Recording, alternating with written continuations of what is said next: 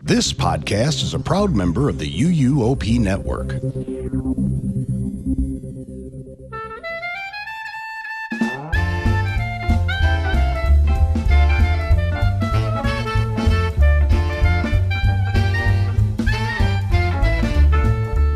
All right, hello foodie friends, and welcome to a very special episode of Taste of Fear. You heard that correctly. Joining me today are two of my usual co-hosts, Kayla and Shelby.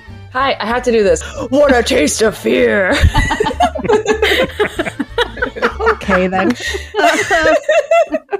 And you might have heard some, maybe very familiar, maybe a little less familiar voices, because we're doing a little spooky season collaboration with one of our sister podcasts on the UUOP network, The Rush of Fear. So welcome to the show, Kenneth and Maddie. Hi. Hey, long-time listener, first-time caller.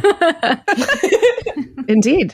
And we are missing two very important ladies from the podcast today. So Tracy is in the final weeks of her master's degree, but fingers crossed we'll be back next month for our annual HHN draft.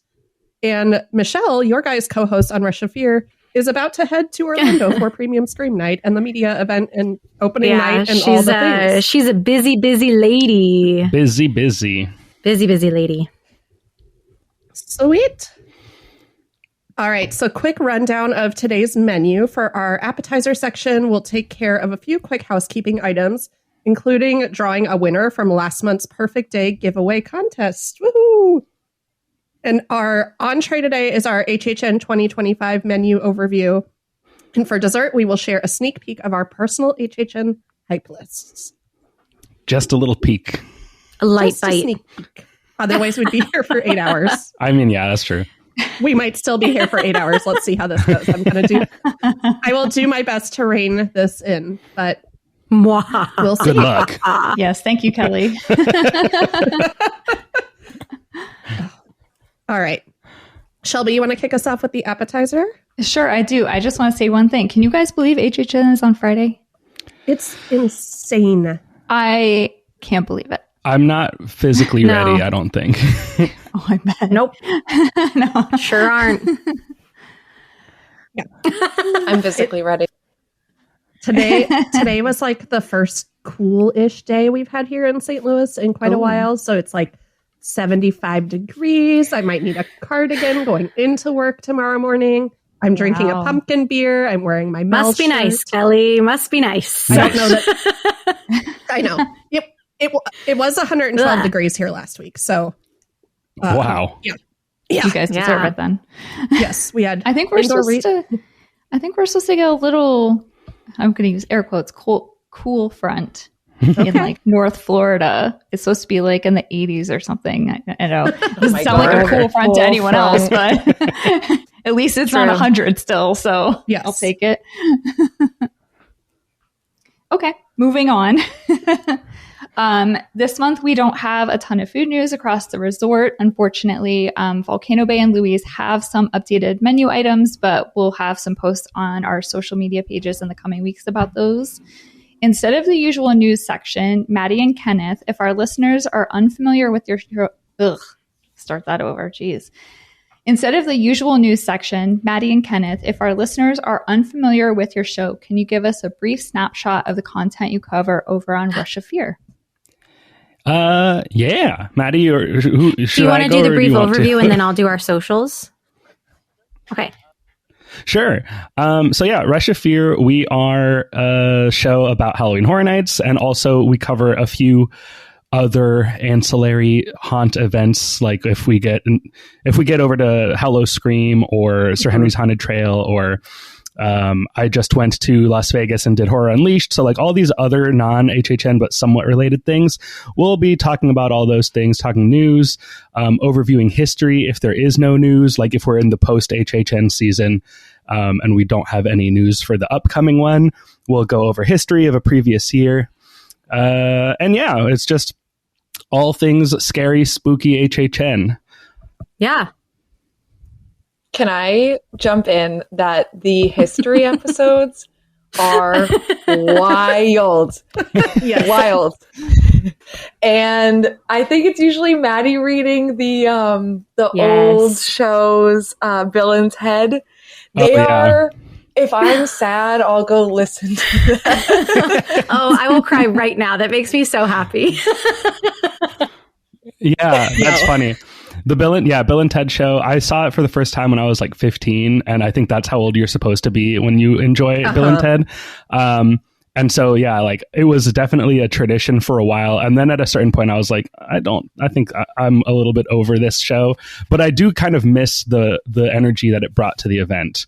As good as other shows in the Fear Factor Theater have been since then, like it just doesn't feel the same, you know? Yeah. Hearing it as a written format read to you, there is something about it. Like, and then Mickey Mouse dressed as someone, Bobby Flay, comes out and chops up. It's like, insane, the stuff that they used to get away with on that show. Like, I never got to see one, but boy, oh boy, do I wish that I could. But like those old events, just in general, like outside of Bill and Ted, it was a free for all. Yeah. I mean, it could have been real body parts. Yeah. Who knows? Like, I don't... They were crazy back then. No rules. Oh my God. It is amazing some of the stuff they were able to get away with back then because just Universal wasn't anywhere near as big as it is now. And I think just people weren't really paying attention. And even like, I mean, we're almost to the year when I started going to HHN for the first time, which was 2005. And sometimes thinking back to then, I'm like, I can't believe I saw that. Like, I can't believe that was happening so recently that I was able to see it, you know, as a high schooler. It's grown so much and it's changed so much in the past 20 years, which is how long I've been going. That's so cool. Crazy. Maddie, do you want to talk about your Russia Fear Society and our other exciting collaboration? Absolutely. So Russia Fear, we have our own kind of Russia Fear Society, which is our bonus content feed. If you head to any of our social media, which is Russia Fear Pod on like Instagram, Twitter, Russia Fear, like facebook.com/Russia Fear, you will find the link to that society. It's on a website called Supercast. So every month we do between 1 and 3 bonus episodes. We have a Discord. We have a lot planned, a lot of watch-alongs for the movies and things that are coming to this year's HHN. It's a really, really good time. I really enjoy it. And it's been fun getting to slowly meet everyone from the society, like in real life.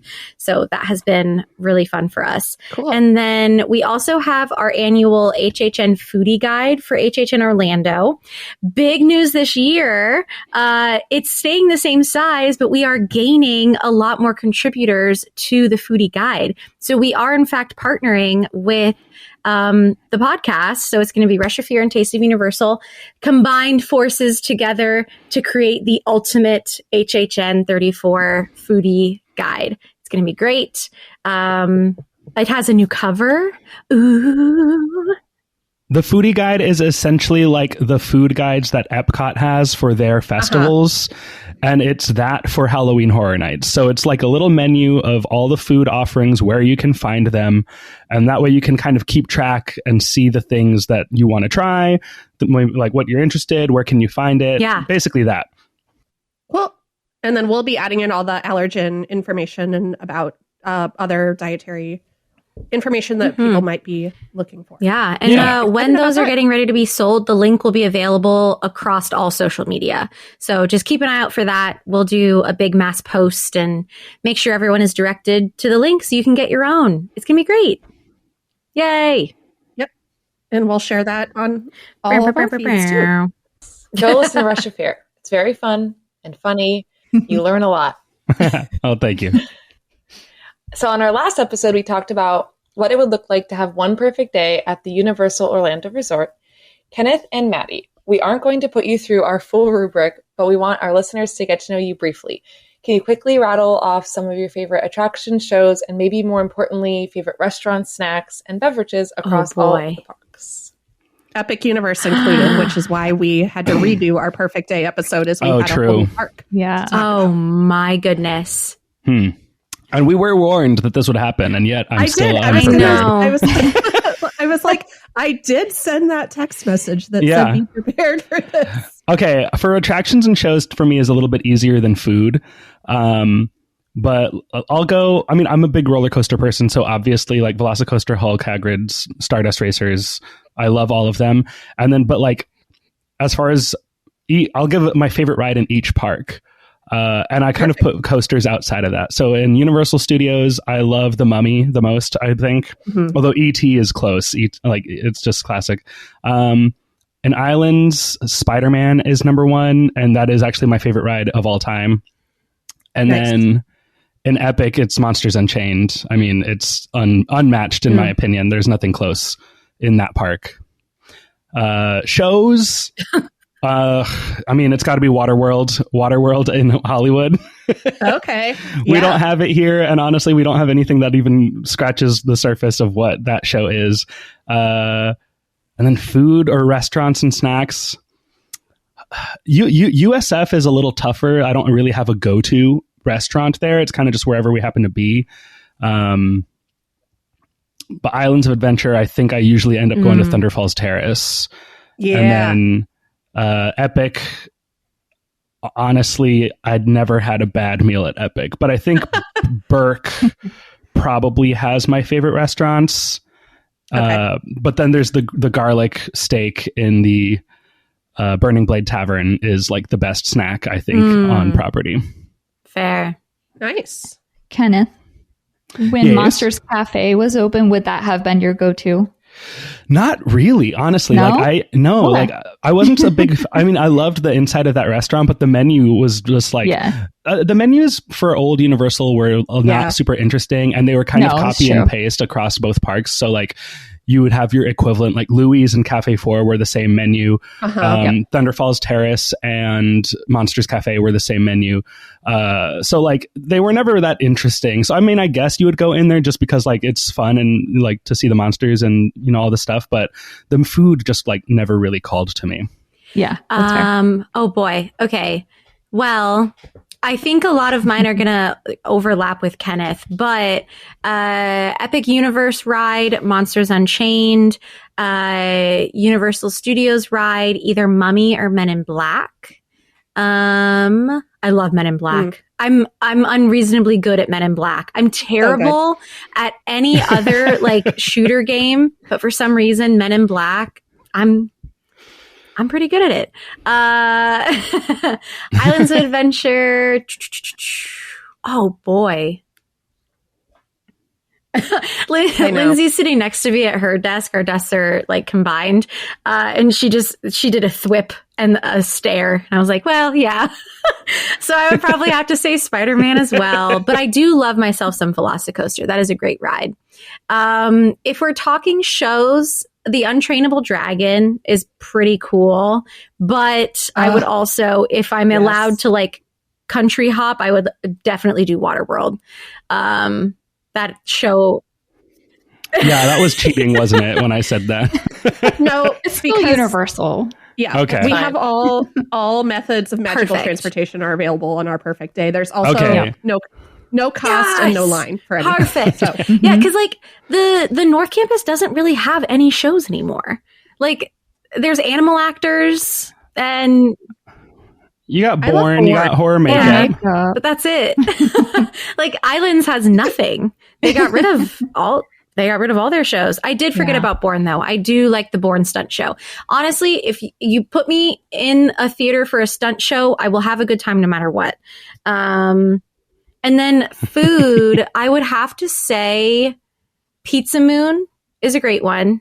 I enjoyed everything I ate there. The mead at Burning Blade was unmatched. I loved the mead. But I would also have to say any of the sandwiches from Today Show Cafe. Really good. And if I could time travel. That's good. Okay, fabulous. If I could time travel, I would go to the Enchanted Oak. Yes. Oh yeah, I did love Enchanted Oak. Oh, I have to shout out my favorite beverage on property, I think, is the Volcano Blossom at Volcano Bay. It's like this exclusive beer just for that park, and it has floral flavors in it. Like it tastes like you're drinking a flower. It's so good. I'll have to check that out next time. Very refreshing and tropical. It makes you feel like you're in Volcano Bay. Like I wish you could get it outside so you could feel like you're there when you're not. Oh, that would be amazing. Yeah. All right. Thanks, guys. And speaking of our perfect day episode, we ran our first ever contest this month, inviting listeners to send us their perfect day list to be entered into a drawing for a little bit of epic merch. And we got some really amazing and unique entries, and I put the names in a hat. And our winner is Sarah Nolan. So I'm going to read her list super fast. Woo! Over there. Way to go, Sarah. All right. Hi, Taste of Universal ladies. I hope I'm not too late with my perfect day, but even if I am, I hope this makes you smile. You are not too late, Sarah. Aw. I'd stay at the Royal Pacific and request a room at the end of the hall in Tower 1 because the door leads you directly to the walking path. Whoa. You want to talk about a pro tip? Yeah. That's amazing. That is amazing. In the morning, I'm starting with an American breakfast at the Three Broomsticks, complete with a hot butterbeer, the best butterbeer option, hands down. Agreed. And I'm eating it on the patio out back to watch Velocicoaster go by. All right. Me and Sarah are eating breakfast together with Yes. our hot butter beers. From there, I'm headed to Spider-Man, Men in Black, the Horror Makeup Show, and The Mummy as my morning attractions. For my snack, I'm stopping by Seuss to get a sundae on a stick with nuts from Hop on Pop Ice Cream Shop. This is my dad's favorite treat, so it's super nostalgic for me. And my morning beverage, not including the butterbeer that comes with breakfast, would be a Duff Light while sitting on the water behind Duff Brewery. For lunch, I'm grabbing the turkey sandwich platter from Croissant Moon Bakery. I've not heard many people talk about the pastry sandwiches there, so that's something I feel like we have to investigate somehow. And I'm eating outside so I can people watch and enjoy the music and ambience of Port of Entry. I feel like Tracy would clap for you there, Sarah, if she was on this episode. So I'm doing it in her honor. I would use my time turner to ride Dueling Dragons, RIP. And my other afternoon, evening attractions in no particular order, but all at night, are Front Row of Hagrid's on the motorcycle, Velocicoaster, and Stardust Racers. She says, I tend not to eat a ton in the parks when I'm hot, so I'd be stuffed already, but for the sake of my perfect day, I'd grab a butterbeer crepe as my snack. I've heard they're amazing, but I'm not excited to drop $20 on one. And then I would have dinner at Cowfish and order all the sushi. And I think my evening drink would be a Wizard beer to enjoy sitting on the steps next to Gringotts at night. That's how my brother and I always love to end an evening at the parks. Thinking about my perfect day has me counting down the seconds until my next trip. Luckily, that's not too far off. Love, Sarah. So... great. That was unbelievably detailed. That sounds amazing. Yes. That made me smile so big. I love that she included where she sits because that's such a crucial part of my eating and dining, eating and drinking experiences too. So awesome. So she was our winner, and Sarah, I'll be in touch about sending you your goodies. But I just wanted to quickly shout out Jeff Ristway sent in his list, but he also sent in his kids. He asked his kids, a 6 and a 3-year-old, what their perfect day would be. So just super fast. So Jeff's list would be staying at Helios, facing Darkmoor. He'd do breakfast at Twosome with Bananas Foster pancakes and a warm butter beer. Snack would be a Voodoo Donut. He would do Monsters Unchained, Mummy, Horror Makeup Show. And at one of his attractions, he said, was do every spell in all 3 parks. He mentioned the beverage fire protection potion from Eternals, which I've never tried any of their, the specialty where you get the gilly water and add the potion to it. Oh, yeah. I tried that once, when Diagon first opened. I think I tried a few of them, but I don't remember anything about them. Nice. All right. And then he'd have the shepherd's pie jacket potato, a butterbeer potted cream, a frozen butterbeer, Cowfish. He'd have the truffle fries, and the Cowfish has left the building. Hagrid's front row on the motorcycle, Velocicoaster front row at night, Gringotts, and his time turner would be the Nickelodeon tour, which I think is hysterical. Oh, awesome. That's cool. All right. And then his 6-year-old daughter, Chloe, wants to stay at Stella Nova because they have underwater speakers. She wants McDonald's hotcakes for breakfast. Harry Potter candy bag with peach rings as her snack. Then she'd want to meet Toothless, ride Seuss Trolley, ride Troller Coaster, and meet the Cat in the Hat. Then she'd want noodles from Louie's because she loves Louie's because that's their dog's name. A Poppy ice cream, a lemonade, more noodles from Vivo, Poppy meet and greet with Branch, meet Yoshi. Oh no, ride Yoshi, ride Cat in the Hat, and then do the Harry Potter magic with the wand I was selected for. So she got picked for her wand. Aww. And then she'd take her mom to dinner at Vivo for a romantic meal. Oh. More noodles. more noodles for her. Oh, if you think that one had a theme, wait till you meet Nick, who is 3. He would stay at Portofino to build sandcastles by the pool. For breakfast, he wants pizza and fries. For snack, Nice. he wants pizza and fries. Then he'd ride 1 fish, 2 fish, hippogriff. 1 fish, 2 fish, and hippogriff.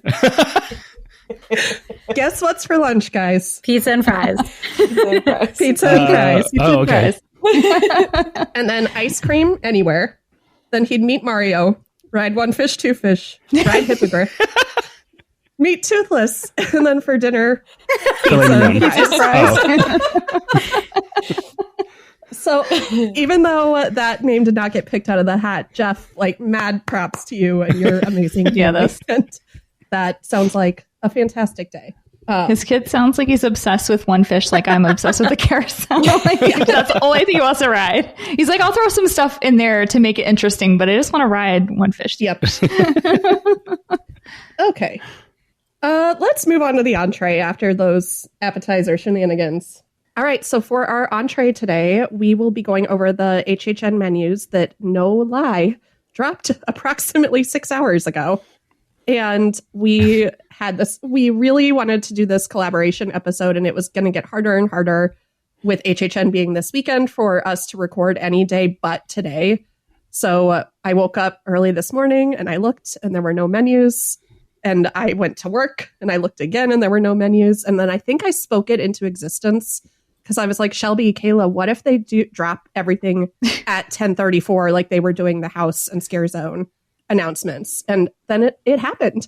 But that means that we have finished making this episode mere minutes before we are recording it. I've had a crazy day at work and have not actually read any of the stuff that I'm about to read. But talk about like breaking news. We are the hottest of the hot off the press. Yeah. Welcome to the menu episode. All there right, were Shelby. some places that I didn't know where they were, so if anyone knows, just call it out. I'm looking at 57 Scare. That's going to be talked about in 2 seconds. So 57 Scare and Avenue by I'll talk about it, but I'll tell you where they are. It's the 2 regular food booths in New York. So like the one across from Jimmy Fallon, the other one's across from the Mummy. Okay. So I knew Avenue Bites, but I didn't recognize 57 Scare. Yeah. And then, as Kelly just said, the notes were put together really quickly. So if anyone noticed anything, just call it out as we're talking. And then, and I apologize if I missed something, but I swear I got most of this. Yeah. I'm sure you did. Also, Kayla used AI to help summarize a lot of this. So if the wording feels very much like something you would never say, please say it. Change it. You would normally say it. I went back and reread it and tried to do some of that. So humanify it a little bit. Yeah. Yeah, we did this for one other episode, and it had things like delightfully tantalizing. And it's like, I would never say those words to describe that dish. So, yes, that is how we got this done so quickly today. So, all good. Do what you need with that. I'm a little Shelby. annoyed that I went to the park. Not gonna lie. Oh yeah. And I walked in and I walked through Hollywood and I saw there was no menu up at the HHN bar, and I was like, there's no menus. And I walked around the whole park and I couldn't get to the bridge because they close off like back where you can get to like Simpsons and stuff. So I couldn't even go over there. But I had to like go in London and like peek around one of the barricades. Anyway. And then they drop them online. I'm like, oh, okay, thanks, guys. I appreciate it. Anyway, which Shelby texted me and Kelly. I'm annoyed. I'm hot for no reason. Yeah, I feel sweaty all day. I feel so gross. And I have a hurt foot, so like walking around the park was like not fun. I've been trying to rest it until we get to Friday, and I was like, I just took 4,000 steps for no reason. Anyway, all right. We ready for some HHN classics, people? Yeah. Sure. All right. we're going to start our snack adventure at DreamWorks Imagination Cafe, formerly known as Kids Own Pizza Company, because I know some people may not have noticed the name change and they didn't announce anything. They just did it. You can get classic pizza fries here. So that's fries piled with marinara, mozzarella, pepperoni, and sausage. And then there's also a vegan pizza fry version using plant-based cheese and pepperoni for a dairy-free vegan option. The classic pizza fries are gluten-free, while vegan or not. I think there is a mod to make them gluten-free, but I don't know what that is currently. It's either the pepperoni or the sausage has to come off. Yeah, I always forget, and it's the same as what's in the tots. Yeah, but again, I said this last year because I remember I don't get it just because I guess if the pizza fries line was shorter, but I've never really seen it with just the chaos of HHN. Yeah, HHN having employees that are temporary that might not know allergen stuff as well as the day-to-day employees. I personally, as a gluten-free person, avoid the vegan just in case. Yeah. But you know, if you feel comfortable, you can try. Well, we know what happened to Kelly when she tried to get a walking taco. So, yeah. I mean, if you don't want that to happen, sweating so early. Sorry, Kelly. And just maybe this will be a good little disclaimer to put at the top here. Just a reminder that it is very hard to modify things that are at HHN booths. If they allow you at all, it's like not received very well by either the guests behind you or the team member trying to complete your order. So for the most part, it's really hard to modify dishes unless it's literally like that sauce you're about to squirt on it. Don't squirt that sauce on there. But even then, like, just be aware if this is your first time visiting HHN at all, or if it's your first time going with someone with a dietary restriction, it's not nearly as easy as it is to modify dishes that might be doable at the park during regular operating hours. Yep. I'm curious to see if they will allow mods this year. Like they didn't really for Mardi Gras. They kind of just like stopped it altogether. So we'll see, I guess, this weekend if they end up allowing us. Yeah, Maddie and Kenneth, I don't know if you knew this, but in the allergen menu for Mardi Gras, they put a note that said no modifications allowed. What? Which had never been on the menus before. Nope. Huh. So we don't know, and we didn't get the allergen menus yet, so we don't know if that statement is in the menu. That's so weird. Interesting. I haven't had like too much trouble with that, but like the only modification I usually will make is to say like ask for no cheese on things. I don't have a restriction. It's not my favorite. And so last year, the walking tacos at HHN, like they would not let you modify it at all. And I was like, I think I wanted the regular walking taco, which came on nacho cheese Doritos. I was like, can I get that on the Fritos instead? And they were like, no, you can't. And I was like, why not? Like, I think it's like a licensing thing with Frito-Lay, but like, who cares? Just put it on Fritos. Like, it's not that hard. Yeah. You're doing the same thing. I think in the past couple of years, I haven't asked for anything to be modified, but I do very like vividly remember the HHN 28. They had like a pile of Eggo waffles that had a bunch of crap on them. Yeah, but one of the pieces was Reese's Pieces, and I have a peanut allergy. And I was like, hi, I would really like to eat this food item. I would like to give you my money and eat this food item, but can you not put the Reese's on them? I'm allergic. And she was like, no, I have to make it exactly how it's pictured. And I was like, I understand that. Can you not, like, for allergy purposes, I will still pay the full price. I'm not asking for a discount. Can I not have the Reese's? Yeah. She's like, well, I can put them on there and then you can pick them off. And I was like, oh, see, that would defeat the point of having an allergy. You'd still have to call and get me taken out of here. Is Not allergy trained. Yeah. Yeah, I don't get it. But her explanation for it was similar to like what I think J.K. Rowling was forcing Universal to do for a while. She was like, well, if anyone from Netflix saw that I didn't make it exactly how it's pictured, like I'd get in trouble. And I was like, I understand that, but there has to be some sort of like option for allergy. Like what? See? Yeah. And that's why I don't have a Netflix subscription anymore, is in solidarity with Maddie on this waffle issue. I've been mad about it since HHN 28. That's valid. It really is. And just so it's clear, like, yes, it's frustrating, but we're not mad at, we understand there's empathy to the employees. Even from like HHN is a drunker event. And as I said before, like when lines are crazy, it's much easier for them to just follow. I add this, and this, and, you know, go like an assembly line, right? So this isn't to crap on the employees. And I hope that's clear, but it's just, it does stink when you have an allergy. And Maddie, I'm glad you mentioned that you have a peanut allergy. So if you notice anything on here that is, if anything that is labeled as peanut safe, but you question if you could like call that out. Because like I said, we've noticed it in past and have caught some stuff. So when they first do the release, sometimes there's some mistakes on the menu. At 57th Scare, the pizza skull is a cheese and pepperoni stuffed bread. That is a weird sentence. But okay, we'll just go with it. Avenue you can Bites. say it a different way if you want. No, it's fine. I'm going to leave it. I'll hail the machines. Avenue Bites has the African lentil coffin. It's not the Sambusa coffin this year.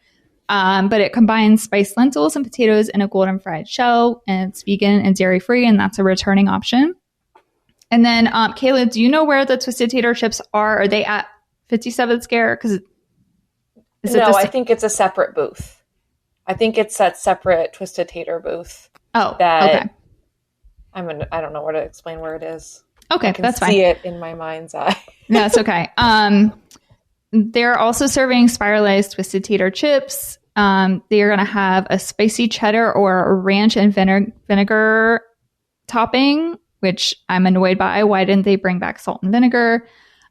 These are gluten-free and vegetarian. Hopefully they will let us modify these and leave off the topping because those should be vegan without those toppings. I don't know. And then we'll have to post wherever these are because I'm not sure where those are. Maybe they have. I would be interested to see if they actually did finally put the Twisted Taters at a physical permanent food booth where there's more of like I feel like there's more space and things to create multiple Twisted Taters at once. But well, I wonder if it's switching to fries instead of just the Twisted Tater that you can like fry a whole lot more at once than you could with just the tater itself. And will they actually be cooked or not over fried? There's that balance. Hopefully. Maddie and Kenneth, do you guys like do you like the Twisted Taters pizza fries? Those are the two like main HHN classics. Are you guys fans? Not fans? I'm team. I think pizza I'm fries. also team pizza fries. I've had one or two Twisted Taters. They're okay. You got to get it though when it's not humid outside, or they get so wiggly so fast. Yeah, they get all like floppy and wiggly because the humidity gets to it really quickly. So you got to go on a not humid night. I don't know. I feel like that's just them so easy in Orlando in September. That's true. I've only had them twice. I get a Twisted Tater every year just for the tradition. Yeah, I always get one every year, but it's not my fave. It's not my favorite one. No. Well, it's usually a miss, isn't it? Like 9 times out of 10, they're not good. One way or the other, under or overcooked. I like my Twisted Tater. My favorite was the Last of Us that had the sauce. Oh, yeah. That was more than just like a seasoning. The one I had was awful. I really liked them. And I'm actually excited about the spicy cheddar. But then I'm excited about the ranch and vinegar because I'm thinking the ranch will be a sauce. Ooh. So I'm more excited about these twisted taters. I actually really liked the ghost pepper seasoning on the twisted tater that they had, I think either last year or the year before. And my fingers were so spicy afterwards that I like realized it would be a really good deterrent for people smoking in the park if like they have a person stationed where people are going to smoke and like they have spicy fingers and they stick their fingers in the smoker's mouth. And that way they're like, oh no, I don't want that to happen to me. Don't put spicy fingers in my mouth when I'm trying to smoke. I just won't smoke. It's a service I thought of. I invented. I invented a service that would help people quit smoking is really what it was. And I was like, it's all based on ghost pepper fingers. That's so funny. Wiggly potatoes. Everyone who's not a cross listener is just getting really weird like vibes from Kenneth and I. Like, ooh, Russia Fear is strange. I told many people about my idea. I was like, you guys, what would you pay if you were a smoker and you were trying to quit to have someone follow you around and stick spicy fingers in your mouth every time you tried to smoke? I think it would work. Like, how long would you keep trying to smoke if that was happening to you? You would quit immediately. That's true. I want them to keep expanding their twisted tater flavors, though. Like a Creole seasoning. Yum. Like the Zappos chips. That'd be good. Perfect. Well, moving from spicy twisted taters into the most decadent desserts you could ever potentially have.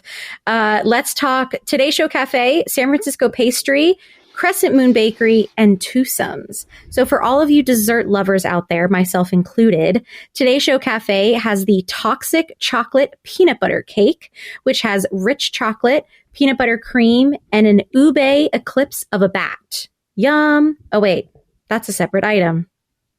Wait, that's separate. No. That is weird. That's a weird sentence. For dessert lovers like myself, Today Show Cafe has a toxic chocolate peanut butter cake, which is a rich chocolate covered in peanut butter cream. There's also an ube eclipse of a bat, which is creamy ube cheesecake topped with sugar cookie. Yummy.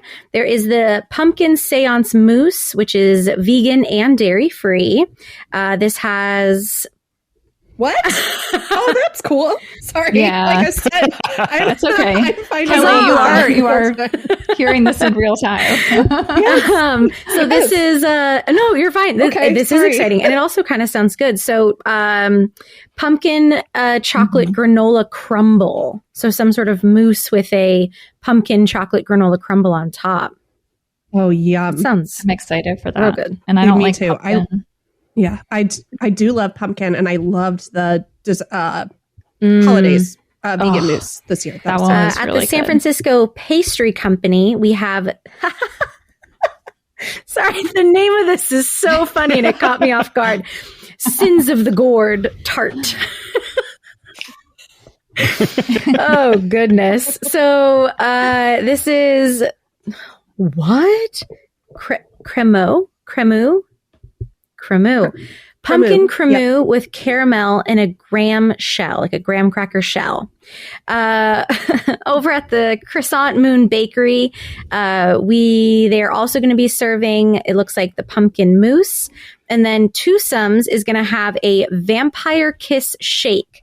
This is cookie dough ice cream, red velvet cake, and chocolate dipped mason jar. They're always over the top, which is very true. None are gluten-free.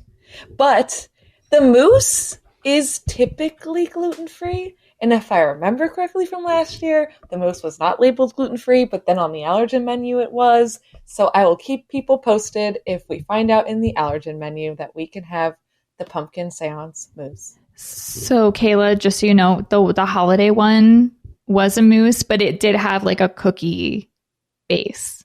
Like the bottom of it was like a crunchy... Yeah. The one thing. I've had a mousse that was gluten-free that had a crunchy bottom. Oh. Okay. Crunchy bottom. Well, then there's still hope. I didn't want to dash your hopes and dreams. I just wanted to let you know it did have a crunchy bottom. Sorry. I think I came aggressive at you, Shelby. No, you're fine. Oh, I was laughing at crunchy bottom. I just taking a drink of beer and it went up my nose. Hey, if we were at Unhinged, this would not be the podcast that it is. The crunchy bottoms, okay? We do talk about buns a lot on this show. So. We do. If there was ever like a UUOP network, like baseball league or whatever, kickball league, I think your team would have to be the crunchy bottoms. Crunchy bottoms. We could also do soggy buns because I think we do that too. We do talk about soggy buns a lot. Wiggly taters. Let's move on to some of the actual like themed food booths that are going to be at HHN. Of course, there's the Cursed Carnival, which is this one themed to an IP? Cursed Carnival? It looks like it isn't. I think it's that second Terrifier booth. Oh, okay. Oh, there's two Terrifier booths. Yes. Right? No? Yes. Oh, so I went to the park yesterday and I was bopping around taking pictures of everything. And originally, when Entertainment Weekly did that article about like the HHN food and the HHN like IPs that we're doing this year, they were interviewing like the producer and director of Terrifier. They mentioned only having 4 food booths this year. Like it was very specific in the article. It was the 4 food booths. And then when I was going to the park originally, there were only 4 food booths that were up. There was the one by Music Plaza, the 2 Terrifier, I guess it was 5. So 1, 2, and then the Vault 33 and the Firefly Funhouse. Mm-hmm. And so I was like, oh, that must just be it. And then when we went yesterday, they had like out of nowhere popped up like 3 more booths. But this carnival one, I really don't, like, I don't know. Because the Terrifier one is the Clown Cafe, I would assume, because it has Art the Clown on it. But yeah, so like maybe the Carnival one is the one right next to it. It stinks that there's not like a place like, oh, this one is in New York, or this one is on the bridge to, Simpsons. So. Yeah. Okay. So sorry. I'm looking. And unless I'm way wrong, there's a clown face booth that looks like the clown face that's in his funhouse. And that's why I thought it was 2 Terrifier booths, because they have the Clown Cafe, but then they have the clown that looks like Jack that everyone is like, oh, it's Jack, but it's not. Yeah. It's actually from the funhouse. Right. It's from Terrifier. Yeah. Okay, cool. So we can figure out a way to like put out a little map that shows people where these are too, and I'm sure quite quickly people will do that. So all of this will be moved in like tomorrow night. So okay. So at the Cursed Carnival food booth, festival goers can indulge in the Death by Cheese Stick, a giant mozzarella stick served with spicy marinara. I want to know what their definition of giant is. I'm intrigued there. I want that. Or the freakishly long corn dog, a foot-long hot dog topped with jalapeno ranch and bacon. Both. I will have both of those. You know what? Me too. If you didn't chuckle at freakishly long corn dog, I would be upset. Although it's weird that the description then says a hot dog instead of a corn dog. Those are 2 different things. So I guess we'll find out. I guess we'll have to go to HHN just to test. Yeah, I guess I'll have to go and eat the whole thing and then determine afterwards what it was. Hot dog? No. In either case, it is a sandwich. All right, and it says it's a Nathan's hot dog hand dipped. Okay, cool. So yes, there's also the Terrifier food booth, which is going to have Sienna's burnt angel wings, which are bourbon glazed wings. And then there is the Abracadabra sunflower glasses, which is chocolate dusted sunflower sugar cookies. Those are vegetarian. There's also the Clown Cafe Bloody Popcorn, which pairs popcorn chicken with blood marinara and spiced Parmesan. And then the specialty drinks include the Starry Night Spritz, which is a Prosecco-based cocktail with orange liqueur and cranberry. And there's the Clown Cafe Juice Mocktail, which is orange, cranberry, and sparkling apple cider. Effervescent and light. Was that AI that added that in? 1,000%. There's no way those words came out of Kayla's fingers. Those were in my brain. Those wings are marked dairy sensitive, and I'm excited to try them, but also like will be reliving my goblin's nightmare from last year of being accosted by Death Eaters while I had barbecue sauce all over my face on the ground in Diagon Alley. Kenneth got that sauce up his nose. Yeah, yeah, I got the Goblin's Feast wing on opening night as we were waiting for Stay and Scream. And I think that's when we met Xandra for the first time, as I was just covered up to my elbows with sauce. And it was also like a gajillion degrees. It was so hot, not a cloud in the sky. Yeah. We had just walked from Cabana Bay to Disney Springs to... Dang, from Cabana Bay into City Walk because we had missed the bus because we weren't going to make Stay and Scream. So we just booked it like 3 miles worth of walking in 7 minutes. It felt like. And then Kenneth was trying to eat this chicken wing in the heat, waiting to go into a house line. And it was everywhere. I was sitting on the side of the street like a zombie, just like no eating napkins. This arm. No. Yeah. I always forget about napkins. Well, didn't that booth famously not have napkins, or they were like really light on napkins and they had the messiest, messy food? Because it was that and the apple pie. So Grace and I were literally sitting in stroller parking for Gringotts to get away from people, sitting on the floor, eating the pie and the wing, sharing it together. And then Death Eaters found us and made fun of us. They mimed it. That's crazy. Yeah, they did. No, for real, they did. It was I'll reenact it if I see you guys in a couple weeks. I really want that Starry Night Spritz. That's what I care about. Yeah, it sounds good. Mm-hmm. I would. Yeah, it sounds effervescent and light. All right, so then moving on to the El Artista food booth. I'm going to say things wrong. They offer... pan con tomate. There we go. Con tomate. Garlic bread topped with tomato pulp and manchego cheese, which is vegetarian. Grilled gambas al ajillo. I knew it. Ajillo. A garlic shrimp baguette, which I double-checked this because I was like, what? And it is. It's like the description was like bread topped with garlic shrimp. That sounds good, but I don't know. Also really simple. For dessert, this is, I think, one of the coolest. It's so simple, but so clever. The artist's palette features churros with dulce de leche, raspberry jam, and Bavarian cream. And it looks like a palette, like you have your paintbrush with the little paint. Yep. I was going to say that makes me think Festival of the Arts. But with churros. I forget what they had for theirs.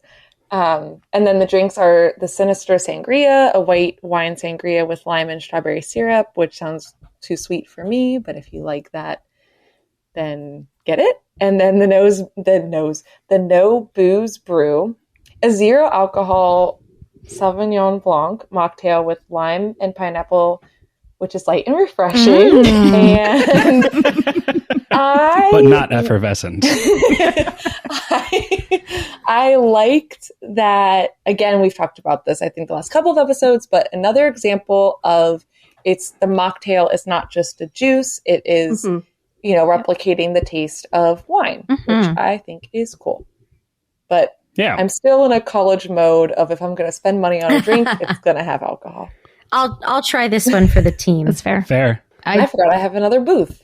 The Dolls Food booth. They have, Joni just posted about this. The mom cut the crust off PB&J, a fried peanut butter and jelly sandwich drizzled with maple syrup and chili flakes, which does sound really interesting. And we haven't had a fried peanut butter and jelly in a couple of years, correct? It was missing last year, and I was crying every night, and I'm so thrilled that it's back. Kenneth's ears perked up. up. So is Joni. And it's spicy. Yeah, it was honey in the past, not maple syrup, but I mean, I'll take it. Yeah. They made it vegan for us. That's why it's now maple syrup. There you go. Because we kept ordering it without the honey, and then they finally changed it the second year they brought it back. All right. I mean, that's such an easy I know. fix. And I think maple syrup sounds better than honey. I want the almond butter version. Good choice. I made Lee Malaby eat that and he hated it. How dare he? Oh, I remember that story. Yeah. I remember that. I bought it for him and then I said, how dare you? Did he have a temper tantrum? Did he have a temper tantrum tendy? Crispy chicken tenders served with your choice of sauces, mesquite barbecue ranch with bourbon barbecue, or garlic parmesan with spicy marinara sauce. And those sound really delicious, and they are not gluten-free. And they a little bit looked like the gluten-free chicken tendies that were in Mardi Gras this year, and I was hopeful, but they're not. And the specialty drinks include blood orange screamsicle, which is right up my alley. I am not a big sweets person, but orange creamsicle I do like. And I know it's sweet, but for whatever reason, I like that flavor combo. Creamy vanilla vodka cocktail with blood orange syrup and lemonade, which is also interesting that it's lemonade. And toy box cider, a cinnamon whiskey cider with lime, cinnamon, ginger. Oh no, those both sound so good. Yeah, I definitely need that blood orange screamsicle. Wow.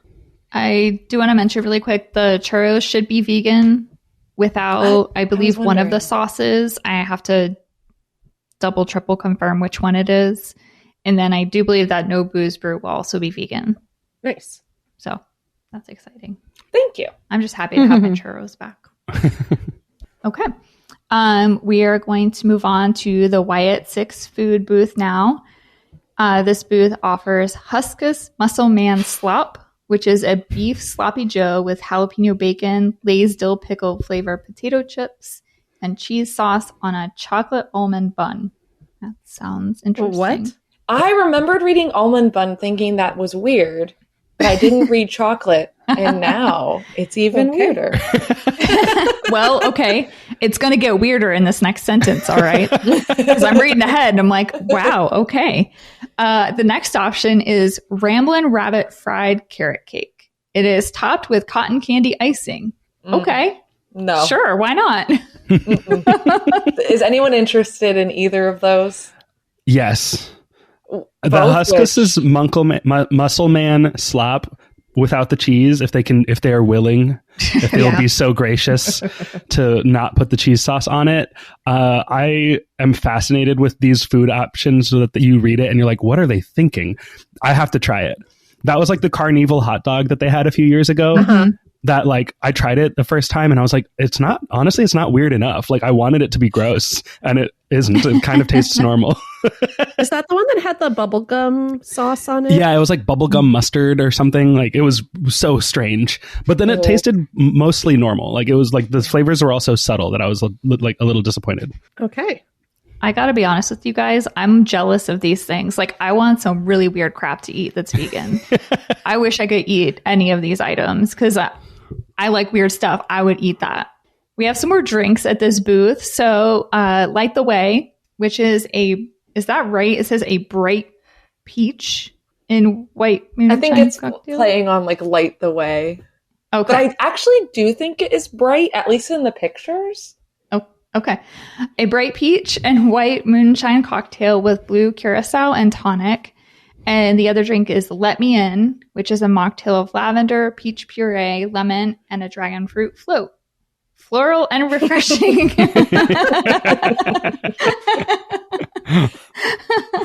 I want to try Light the Way. And there's a couple. So lavender drinks are some of my favorite. And I think all the lavender drinks are mocktails. And I'm curious if I can add liquor.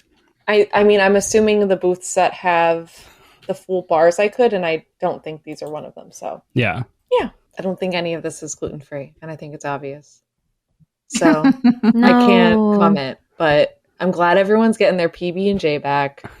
And everyone loves a tantrum tendy, so those sound good. I'm not really excited to have the PB&J back. Unpopular opinion, I guess. Oh. As one of our very few vegan options, I shouldn't complain, but half the time it's just like greasy and it doesn't taste like the peanut butter and jelly anymore.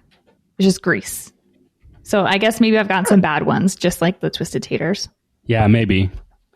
I don't know. I like a greasy food though, so it doesn't like That's not a turnoff for Nom, me. nom, nom, nom. I think this next one is still you, Shelby. Yeah. What is it? Oh, I'm sorry. Yeah. I saw a Jason food booth and I don't know why I thought it was someone else reading it. All right, Jason, go ahead. Read it. All right. Well, who's that? Nobody told me he's invited. Yeah. Okay. He does not have the show notes. The Jason food booth is up next. It features a spiral sausage, which is pork sausage with harissa barbecue sauce. They really like that nowadays, don't they? And 2 choices of elotes. So they have grilled corn with either cotija cheese and tahini or flamin' hot Cheetos. And those are vegetarian and gluten-free. And I mean, hopefully we can get a plain corn on the cob with tahini as a vegan option. I don't know. I'm grasping at straws, guys. Kayla, are Cheetos gluten-free? Cheetos? Hot Cheetos? Yeah. Cheetos are made from corn. They don't stick flour in there somewhere? Nope. I never knew that.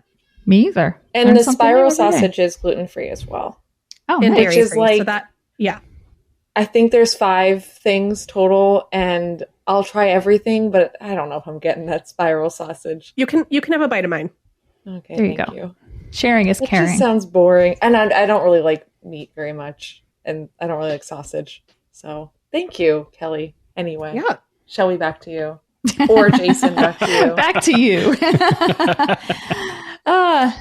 For dessert, you can try the Camp Bloody S'mores, toasted chocolate almond bread, another thing that they're using again. Okay. With ganache, marshmallows, cinnamon cereal, and Ooh. blood spatter. And I did I wonder check what this looks that like. because it also seemed weird that it was like an almond Is bread with a this- s'more. They're supposed that to, is what it I think, says. have something similar Yeah. to like the oh my gosh, what is this? The s'mores last year. Oh, think- yeah. Like Ghost Yeah, Day Puff. I think this might Ghostbusters be it. And I Puff. think like on the top of the bread, either in the bread or in the marshmallow, maybe on top, there's going to be like Jason's mask, like his face. I thought I saw a picture. That would be Yeah. There's cool. a picture that was in the press or the Ah. like Oh, was sneak it? peek that we got. I think so. Yeah, I've seen it somewhere, and I do want to shout out. So Fear and Beer podcast talked about this as one of their predicted dishes. Oh, yeah. And Nick Say it. Nick said that they should call it the Jason S'morehe's, and I feel like Oh, they really yes. lost Missed opportunity. that opportunity. So Yeah. I can't eat this, but I'm also just bummed that it doesn't have the cool name that it That's could so funny. Yeah. I agree. Drinks include Crystal Lake coffee, a whiskey and creme de cacao. Am I saying that right? Yeah, that was right. Wow. A cocktail with cold brew and toasted marshmallow, and a blood orange mocha, which is a mocktail with chocolate, blood orange, and toasted marshmallow syrup.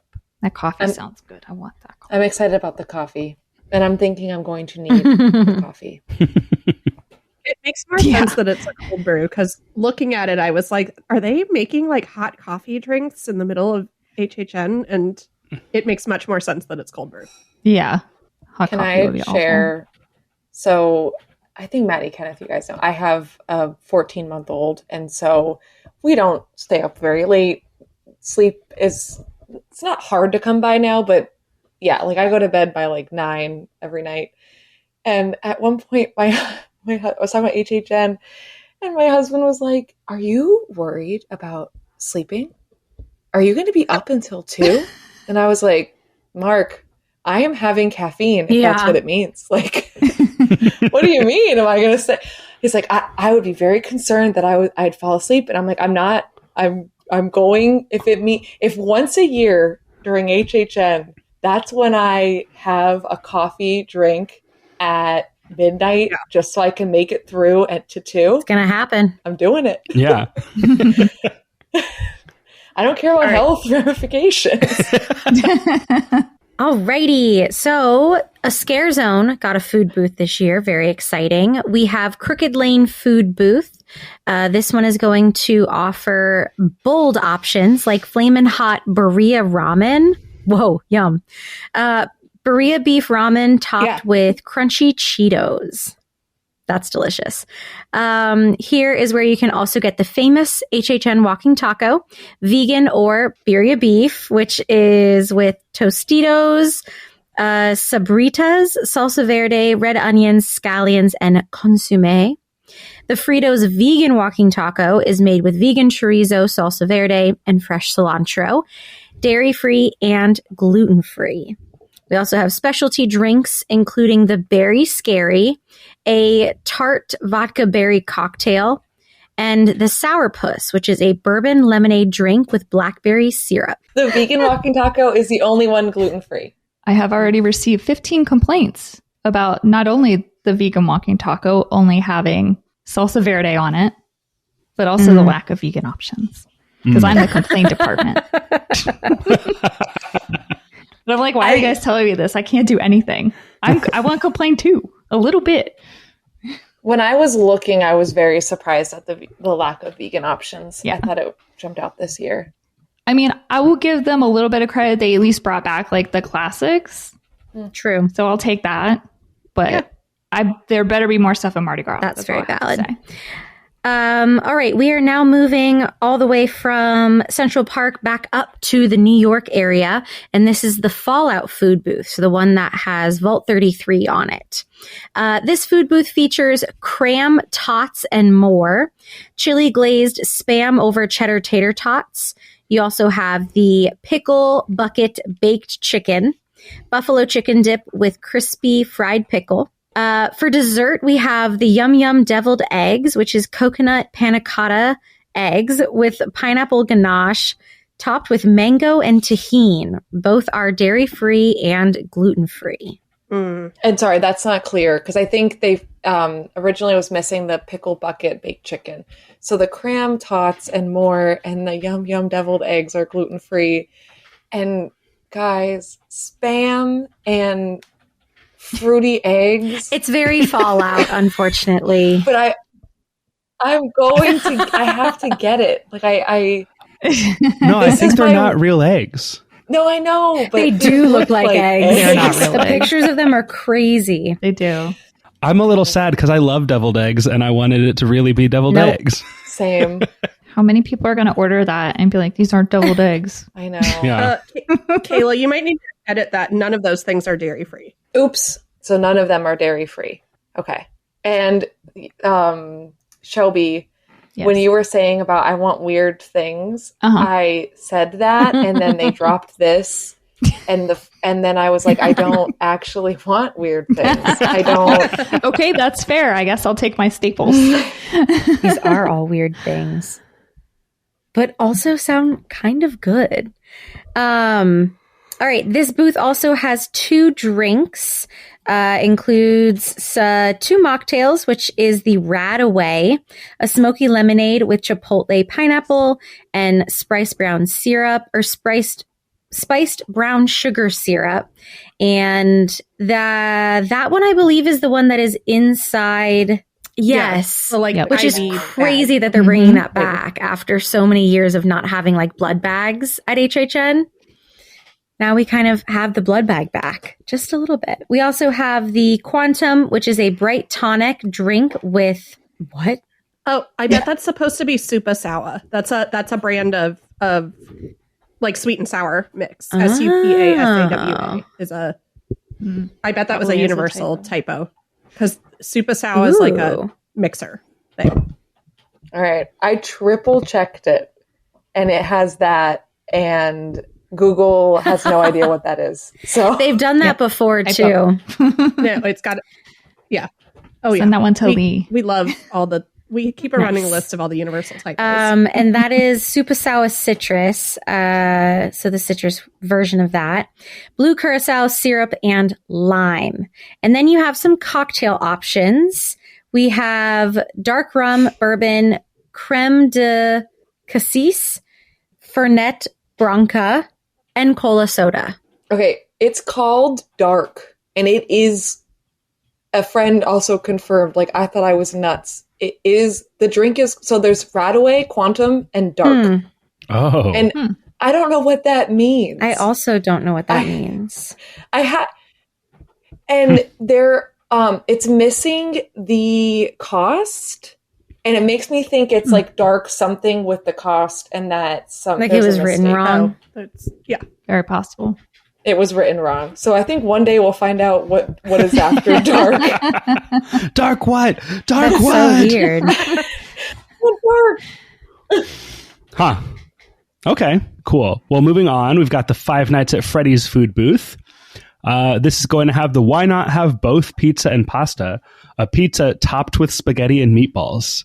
Oh, gosh. I like that. That sounds very interesting. And then Mike Eggs Benedict. I don't. Why is it called that? I don't know. It is, though. I checked it. No, I know. I saw it. That's what it is. A sandwich with Canadian bacon, egg, cheese, and hollandaise. That sounds good, minus cheese. I love that. For dessert, try the cupcake. A chocolate cupcake with raspberry, cannoli cream, and mascarpone icing. That's vegetarian.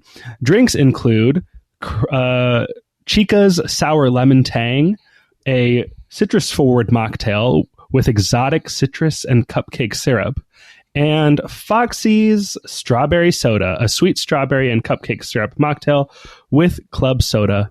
Light and refreshing. We're back to that. Those mocktails sound good. Yeah. And I get Five Nights having only mocktails and no cocktails, because I'm sure the kids are going to want these. Yeah. Kids, yeah. Kind of. For whatever reason, that made me irrationally angry. I think it really just furthered that there's going to be a lot more children at HHN this year. But Art the Clown will be there too, so it's balanced. The most terrifying and gross horror movie with the canonically younger audience video game. Amazing. Right. Really introducing those kids young to...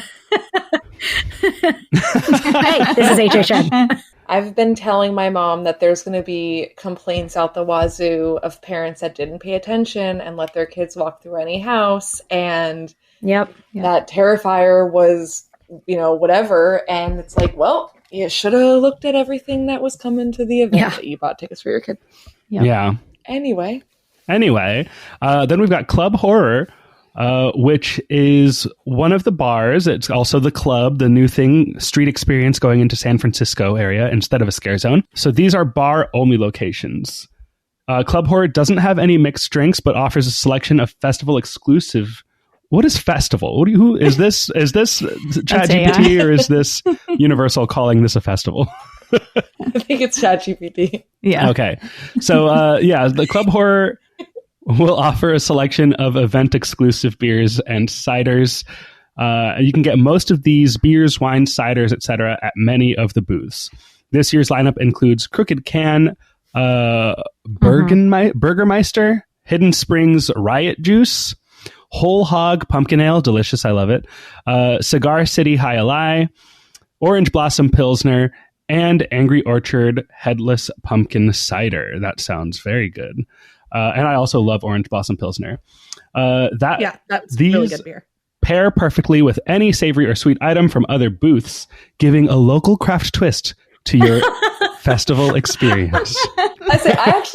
I read that and left that one in because I thought it makes really HHN sound like a festival, like a fancy craft brew, like chill experience. I'm interested what this Riot Juice is. I don't recognize that. It's a beer. I actually Googled it to see if it's a sour, right, Kayla? I think so. My husband was definitely said there was another sour, and it's that one. So is this instead of the Ecto lager? Oh, you know what? I don't think I saw the Ecto. No, Lacto Cooler is not coming back. That's the one, Lacto Cooler. So the Tripping Animals Brewing Company Fresh Fang Sour Ale is the other sour. So I guess there's two sours. That one, I'm looking at the HHN website now. It looks like the Tripping Animals is in a can, and then they're bringing back like the HHN drink, I think. So this year it's going to be the Cursed Cranberry Vodka Spritz in a can. And I think they have that cranberry spritz at like Bend the Bow year round, I think. Oh, really? I think so. I think I've seen it there. Yeah. And I was like, why? That's like an HHN drink. I'm going to check Delicious. my pictures. Hold on. I mean, keep talking. Maybe that's where all our extra stash from last year went. They were like, where can we put this? I know, right? All right, moving over to the Black Cat Lounge. So this offers specialty drinks only. The Cat's Meow features gin, dry curacao, lime juice, and honeydew syrup. The Zazzler mixes whiskey, dry curacao, falernum, and grenadine. And for a non-alcoholic option, try Ragamuffin, a mocktail with lemon juice, simple syrup, ginger puree, and mint essence. All those sound pretty good. I don't like gin, but those sound... Where is this going to be? Mm-hmm. That's what I don't know. This is one I know we said like we're not going to necessarily talk about where, but I have no clue where this Black Cat Lounge is. Because there's also the HHN bar, and those are both separate from the like Club Horror. Mm-hmm. So I'm wondering, like, is the HHN bar going to be the one in Battery Park with like the scare actors and the TV screens? I also think it's interesting that it's only specialty drinks, so I'm wondering if it's like a really small location. Yeah. We will keep everyone updated once we know more. What if this is that little booth in Sting Alley? Oh. Is that I was labeled? wondering that. It's not labeled, and there's no menu. I walked through there earlier because I was like, where is the menu board? And I couldn't find one, or the point of sale area. Oh. Is it in the booth? I don't know. Yeah, Black It's Cat a little Lounge would make speakeasy. sense with like the 1920s mobster flapper. Yeah. Yeah. Oh my gosh, that could be so cool. Ooh. Yeah, I do like Also- that idea. I was talking about a different cranberry drink, so ignore what I said about the one before. I was looking at my pictures and like, that's not the same thing. I'm mixing them up. Okay, so now moving on to the Fanta bars, which I don't think I've ever gotten a drink at the Fanta bars. There's multiple Fanta bars, and each has a specialty one that you can only get at that Fanta bar, and then other ones that you can get at any Fanta bar, as well as it's a bar, so you can make your own drinks. So at the San Francisco Fanta bar, you can get the pineapple potion, a tropical blend of rum, lime, passion fruit syrup, falernum, and Fanta pineapple. Mocktails are also available. I think all of them have a mocktail, which is very awesome. Nice. And then the other drinks that appear at the other Fanta bars are the Phantom Punch, Deadly Nightshade, and then premium cocktails that you could make with your own with Tito's, Captain Morgan, Bacardi, Patron, Jack Daniels, Crown Royale, and Tanqueray.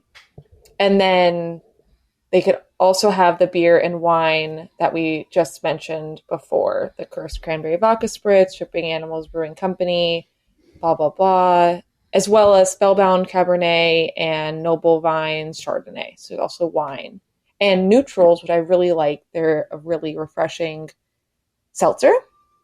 And then we'll cover the rest of the Fanta bars and talk about what they highlight. But again, remember, you can get those Phantom Punch, Deadly Nightshade, and all the beers, all the wines, blah, blah, blah, blah, and make your own drink. So the Fanta bars have a lot of drink options. And just as a heads up, if you've not ordered a drink from there before, what they consider a premium cocktail is hand mixed there. So you will be expected to tip at this booth because a bartender is like making it in front of you, where it's not batch that they're just pouring it out.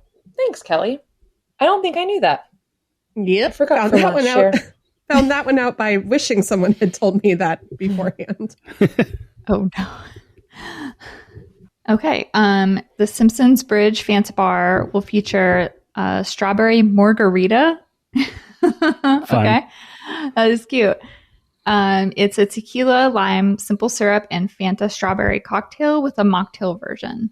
Okay. Could be down I'll for the get that mocktail one. version. That sounds good. Lime and strawberry. At the World Expo Fanta bar, we'll have the Fizzy Fright, featuring New Amsterdam vodka, apricot brandy, lemon, simple syrup, and Fanta orange, a bright and fizzy cocktail. That actually sounds really good. Yeah. It does. The New York Fanta bar will have Lavender Mist, which is New Amsterdam gin, lime, lavender syrup, and Fanta Chucky Punch with a mocktail option. because I don't know what Chucky Punch is. Fanta has like horror themed flavors coming out this year. Because I guess now Fanta is the official soda of horror. So they have like a Freddy Fazbear soda, a Chucky flavor. They have like a few, like 4 different horror flavors. Yeah, so interesting. All right. And at the HHN bar, you can sip on the Pack Mule, which is a lively mix of tequila, creme de cassis, and ginger beer. Or try the Dead Man's Hand, featuring whiskey, bitters, and sparkling apple cider. Heck yes, I'm getting that. Guests can also enjoy the ever-popular Phantom Punch and Deadly Nightshade, along with a full selection of cocktails, beer, wine, and more. What are those drinks? I was going to say, I realized I didn't put the Phantom Punch and Deadly Nightshade. The Phantom Punch is vodka, more vodka, lemon, triple sec, lime, orange, and cranberry juices, dragon fruit syrup, and simple syrup. Oh, did we note that? And then the Deadly Nightshade is tequila, lime juice, grapefruit juice, pomegranate, simple, and blue curacao syrups. Okay. Those actually sound pretty good. Okay. Any major thoughts on any of the Fanta bars? I never had them. Are they very sweet? It's got Fanta in it, so I would guess. Yeah, I guess. Quite. I haven't had Fanta in years. I usually stick with beers, so I don't usually get these mixed drinks unless there's one that really stands out, like that creamsicle one. Yeah, I don't think I had anything from the Fanta bars last year. I also feel like there's significantly more of a Fanta presence than there was last year. Yeah. Okay. Yeah. That was like why I made the comment of like, oh, these Fanta notes will take 2 seconds because it's just the same thing and then like one drink. Like I didn't remember having Fanta bars in multiple locations. A friend of mine last year, after going to HHN, like went back home where she lives in New York and sent me a picture of Fanta in the grocery store. And she's like, whoa, look, Halloween Horror Nights drink. All right. So for our dessert today, let's have a little bit of fun and share some of the things we are most hyped for this year. We'll each share some food items we hope to try, our top 3 houses, and a scare zone, show, or street experience we are looking forward to. I definitely want to try the carnival foods, like the footlong hot dog and the mozzarella stick. I think those might be the things I'm most excited about. Drinks, I'm interested to try this new, what was it, like Angry Orchard pumpkin cider? That sounds new. Yeah, that sounds good. Yeah. Was it Angry Orchard? Did I get that right? Yeah, it is Angry Orchard. And then also, obviously, Orange Blossom Pilsner is a slam dunk no matter what. And this Crooked Can Burgermeister, I don't know what that means. I hope it tastes like a like a Big Mac. And then I'm really excited about the Cat Lady Scare Zone and the Twisted 20s. And I'm really curious about the Mel's Drive-In Zombies or Die-In Zombies. Yeah. Lagoon Show, number 1 all the way. I love the Lagoon shows. And then houses, I think Five Nights at Freddy's. I don't remember what my official ranking was. I'm sure I have it on here somewhere. But Five Nights is, I think, my number 1. It was. Thank you. I think Hatchet and Chains was number 2. And number 3 might have been El Artista. I don't know. Maybe. I'm not super pumped about anything this year, honestly. Kenneth, my 10 is Five Nights and my 9 is Hatchet. So I remembered I knew I remembered 1 really well. Yeah, I have this list somewhere on here. Oh, number 3 was Jason Universe. Yeah, that feels right. My 3 is Terrifier. I don't love the movies, but I love Art the Clown and Little Pale Girl. Like, I love the characters, and I also think it's going to be scary and awesome. El Artista is 2, and Dolls is 1. Dollhouse of the Damned is my favorite. I don't know if anything could ever beat that. I think I sent this into Rush of Fear. Yes. When you guys asked for, like, a story. Yeah. And that, like, I knew nothing about HHN. I just happened to be there, and me and my brother were like, oh, let's go. And happened to be this great year with Dollhouse of the Damned. And it's just it's a core memory of my life. My Inside Out movie, I have a Dollhouse of the Damned little island. So No, that's so weird, cute. but, you know, I love, I love the, I'm not really that excited about the food. If I'm honest, they don't have a lot of gluten-free options. However, what I said to everyone I've talked to is I just love the vegan walking taco that they make at Halloween Horror Nights, that I don't necessarily care as much about the food here. I'd rather have better houses, better zones, and worse food. And maybe I shouldn't give up the food for that, but like I just don't necessarily care. And I do like that there's some weird, interesting things, and they're going to make me eat Spam and fruity eggs. They're going to make you eat it. I have to eat it. Like, this is ridiculous. And I'm really excited about a Lagoon show back. The zones look amazing. I cannot wait for the cat zone. I think it's funny, Kenneth, I was chuckling at you saying that you don't really like cats and then you're allergic to cats. And so you're looking forward to it that like you don't like cats. And then as a cat lady, I'm also so looking forward to it because I'm so obsessed with cats. And I think it's the funniest thing that the props are cat throw up and yarn balls. This is so goofy. Like, what a great idea. I cannot wait. I haven't been this excited about a scare zone in years, so it's nice to be excited about scare zones again. All right, who's ready next? I can go next. Food, again, like Kayla and Shelby, there's, after having a ton of dairy-free options last year, I think there were like 9 or 10. I think I've got like 2 that aren't just vegan. I think I have to go through all this because, again, I'm just seeing all of this for the first time. But there's technically 3, Kelly. Okay. That are marked vegan.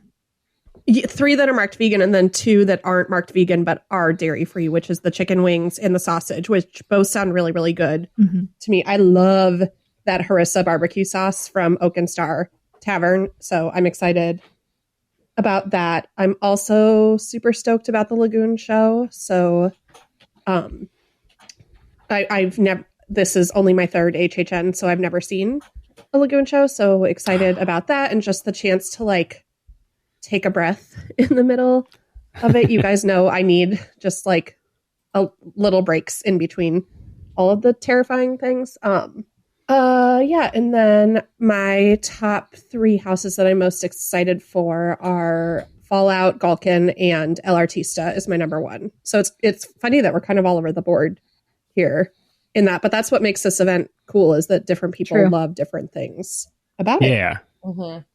Especially this year, it seems. Yeah.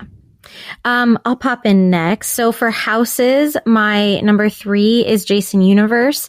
My number 2 is Hatchet and Chain. And my number 1 is Fallout, which I feel like is an unpopular opinion, but that's okay. I'm really excited. It's my 3. Yeah. Like, it's so good. It's so good. 3. It's the one that I feel like the IP that people aren't talking about in my like internet realm. Yeah, I agree. So I'm excited for it to surprise people. For the scare zones, I'm honestly really excited for everything except for like club horror, just because I don't know what it's going to be.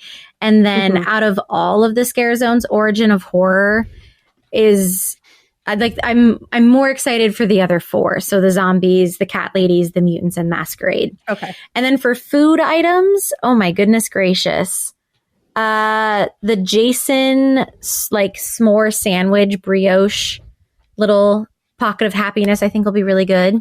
I love Spam, so I think the Fallout Spam tater tots I am really going to enjoy. And then a lot of the mocktails sound really good as well this year, so I'm excited to try those. But like nothing in particular. Cool. Well, I will also echo what Kayla and Kelly said about, I don't know. The food's going to be all right this year, I think, for vegan options. Like, I think we'll have enough to eat, especially like if you count all of the food that's already in the park. Like, I think people forget that there's other restaurants open. You don't have to eat the HHN food if you don't want to, or if you want something different. I am excited to have the coffin back though, because it's easy to grab that and just like walk into a queue and not have to try to like balance a vegan walking taco that's dripping in sauce on your hand or something. So I think that'll be good. And then I said my churros are back, so I'm happy about that. I struggled to like make a hype list because like I'm excited for all of the original houses and I'm excited for the 4 scare zones. Like I don't feel like I can put them in any sort of order. I feel like HHN is back this year. It hasn't felt like if it feels different somehow. I don't know how to describe it, but I think there's like consensus in the community that like it's back. I don't know. It's felt different the last few years. So I'm excited for all of it. I'm not really an IP person, but I mean, even the IPs that they picked sound really cool. And I'm kind of excited for the Wyatt Six house because my husband and I are wrestling fans. So like there's a little bit of crossover there. So, and I think people are going to underestimate it, kind of like the Weekend house, how people were like, oh, what does a musical artist have to do with HHN? Like, well, I don't know, if you watch their content, you can kind of see, and like same thing with Wyatt Six. So it's not like they're going to put a wrestling ring inside the house and have you watch a match or something. I don't know. I think that's what people think when they hear, oh, wrestling. I don't know. So I'm just really, what, Kayla? While you brought that up, I know Kenneth and Maddie, you guys brought up the documentary. I highly recommend the Bray Wyatt Peacock documentary. Yeah. It is such a great documentary. It's so well done. And I just can't imagine someone not at least respecting I feel like I might cry in that house for the first time of just like respect for Bray Wyatt and his family and all that led to this dream of being a house. And that's really, really neat. And I don't know if that's ever really happened at HHN to have someone that wanted something so badly and put a lot of work and sadly died before could come to fruition. So it gives you a lot of respect. It gives you a lot of backstory. It's really, really well done.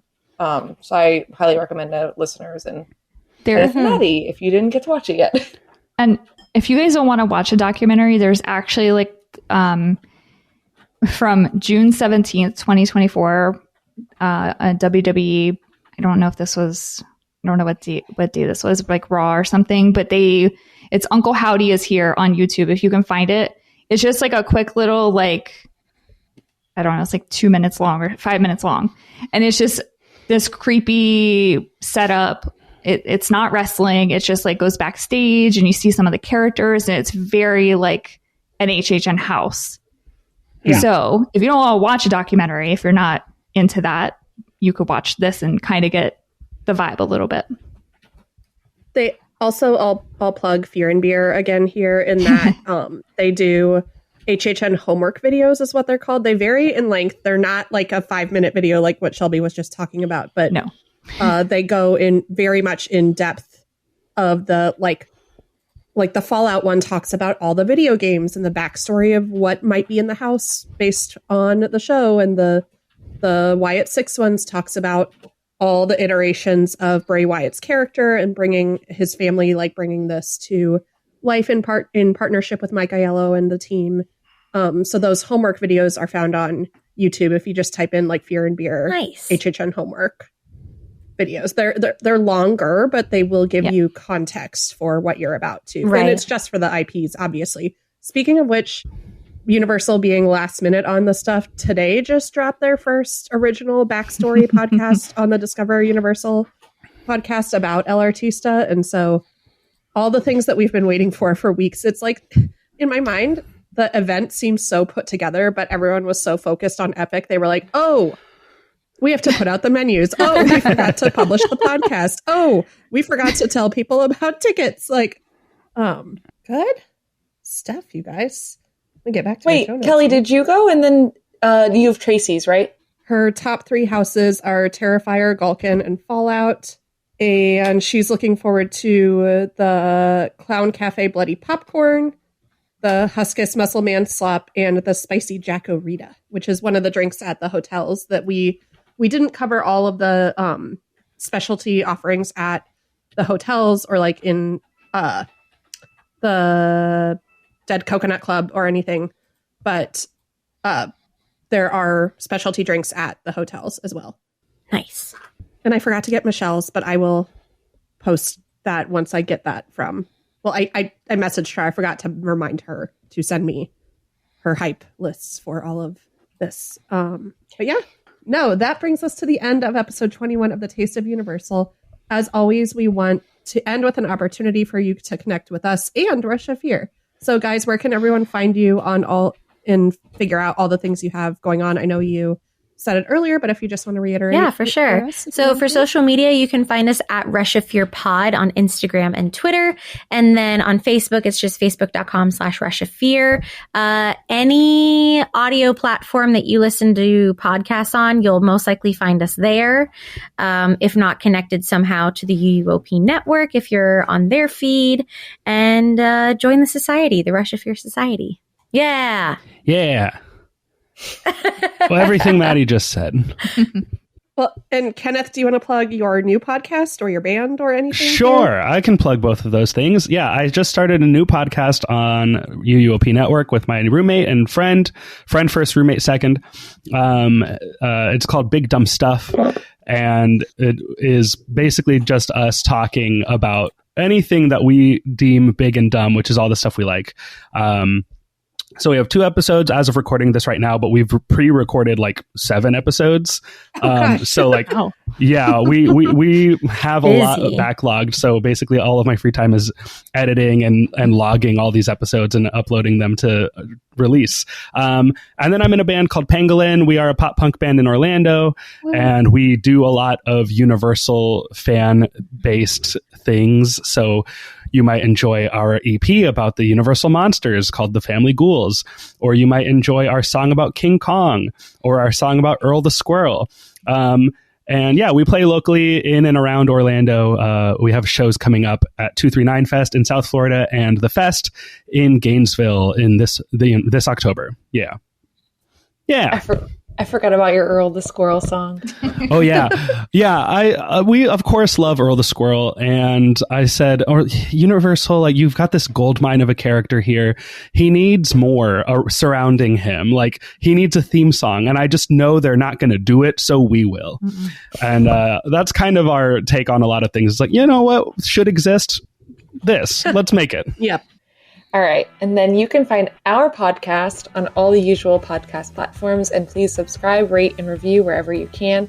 Find us on Facebook at Taste of Universal, on Instagram at Taste of Universal Podcast, and follow Shelby on Instagram at Universal Orlando Vegans. You can email all your questions and comments to thetasteofuniversal@gmail.com. For all your other Universal news and content, go and listen to our network host, the unofficial Universal Orlando podcast, as well as all the other podcasts on the network, Theme Park Duo for coverage of everything West Coast, and Portkey Passport, a Disney-centric podcast for adults. Please like, subscribe, and rate them all. Well, we really hope you enjoyed episode 21 of The Taste of Universal. Our next episode will be out on October 8th, and that will be our HHN draft coming back for the second year strong. But until then, thanks for tuning in. Don't forget to tip your server, and we'll see you in the fog. Bye. Bye, guys. Yay. Bye.